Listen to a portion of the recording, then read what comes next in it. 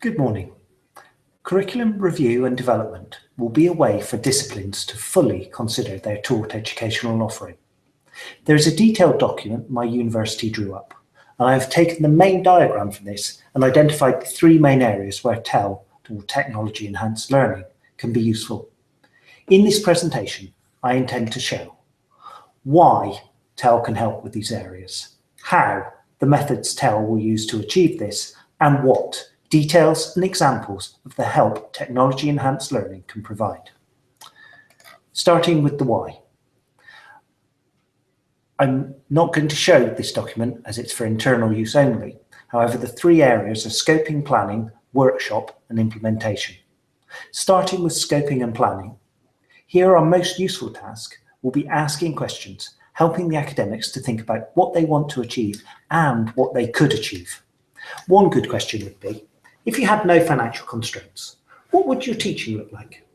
Similarly, consider the types of people your students would like to interact and work with, and the items they would want to see and investigate, and the places they would want to go. You see, it's not just looking at problems, but also looking at areas where they have inspirations in. And the reason for this is that TEL can often work as a force multiplier or cost reducer. So some of the things that they might think are impractical may in fact be possible using TEL. The next stage is the workshop, and in preparation for this, TEL staff would have looked closely at all of the ideas from the scoping and seen where TEL could help. During the workshop, they can offer these as possible solutions, helping staff to plan out the changes that they want to achieve. TEL can facilitate or help facilitate these workshops. A lot of the Carpe Diem workshop materials could be easily converted to suit them. The third area is implementation, and at this stage we go from offering potential ideas to helping create fully realised solutions. Project planning skills will help make sure these are ready in time to inform the creation of programmes and units for the next appropriate time they run. My experience of wide-scale change will help translate general principles into concrete actions in individual units. Looking at how, curriculum review and development affects the whole discipline, so we need to look at ways to affect the whole area. Now, raising the baseline in all courses changes the conversation away from what buttons do I click towards what else can we do. We design course packages. These raise minimum standards and give each course the basic setup and tools for staff to be creative on top of. This saves staff time and supports the school needs. We also create and design school or department sites. I set one up for our Department of Archaeology and Anthropology. This allows all staff and students to become more familiar with online work and the VLE. Now, I use a notice board here as these tend to be their primary use, but they could also, amongst many other things, be used to lay out for staff what they need to do to adopt the changes recommended by the overall curriculum review and development process. Now, not all staff are equally fluent with technology, and not all areas will want radical transformation. As such, we'll make use of the SAMR model, and I'm going to rattle through this using geography as an example. So, at the bottom level, we have substitution, where something is substituted for its equivalent online.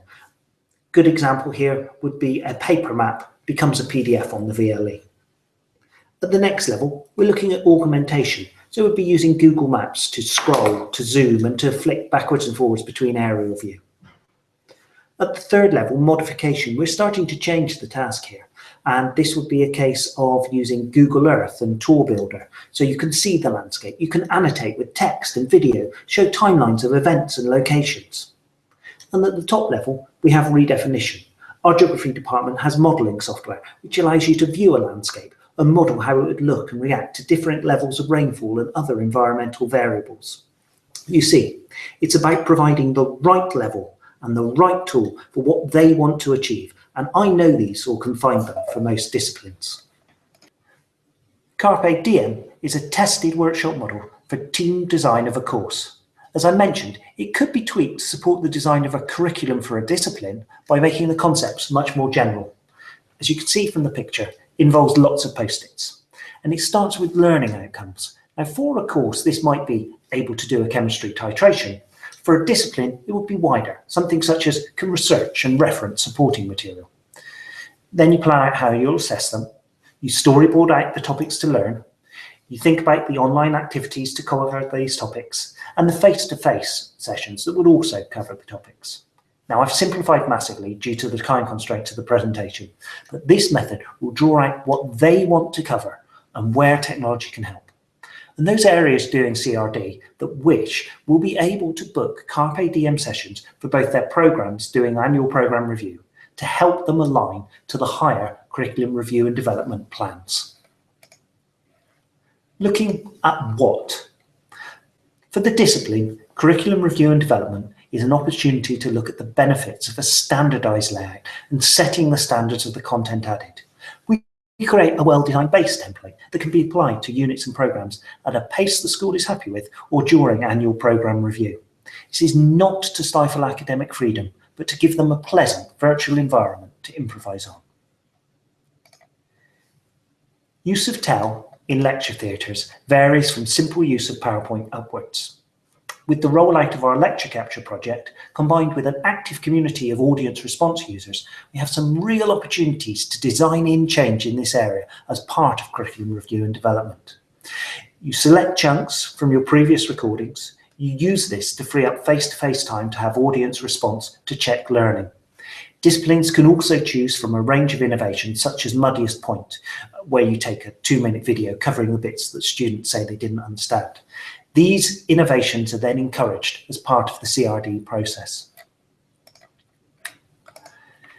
This is definitely at the redefinition level of the SAMR model and is not something that could be rolled out discipline-wide, but something that could be defined as supported and encouraged at CRD. Flipping the lecture involves moving the content to before the lecture and using the lecture to solve problems as teams and have discussions, and answers are generally provided via audience response.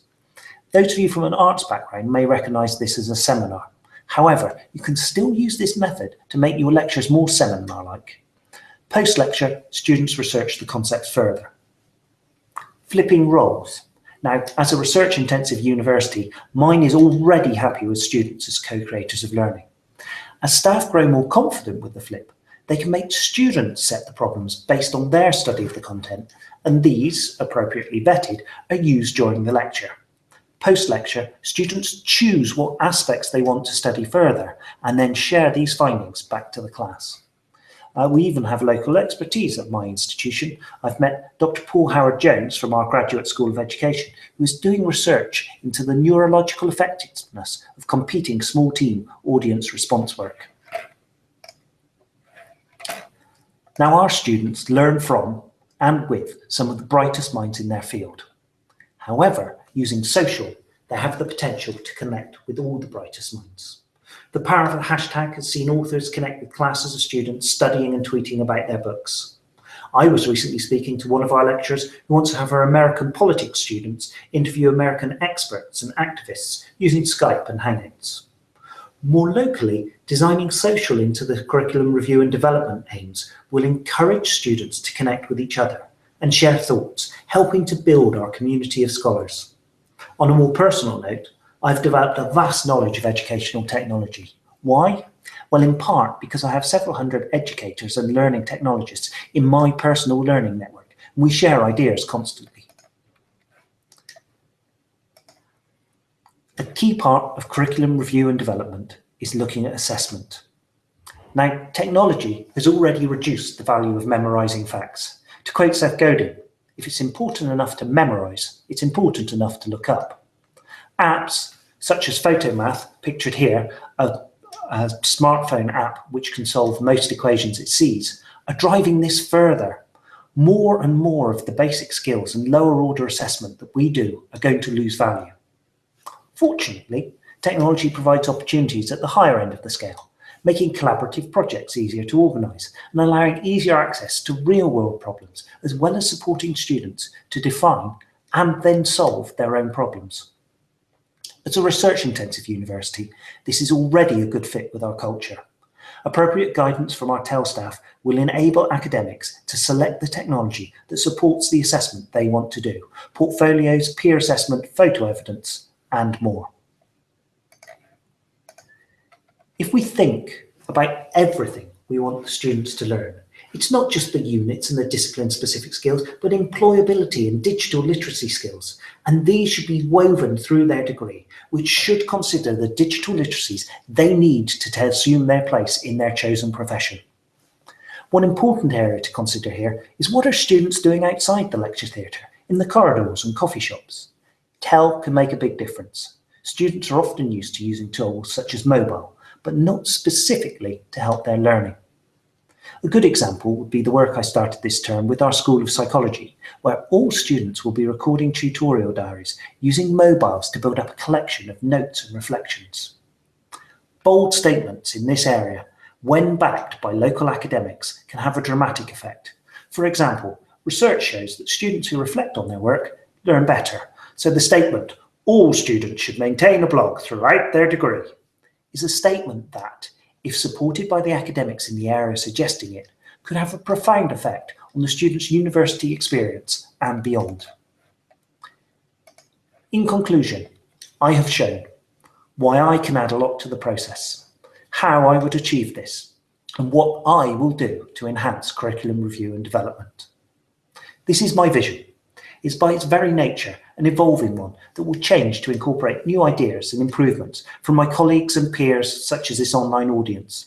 It should also be considered a flexible one that will adapt to suit the specific needs of particular areas. It's not about dictating to academics. It's about facilitating their vision and helping them reach further than they expect.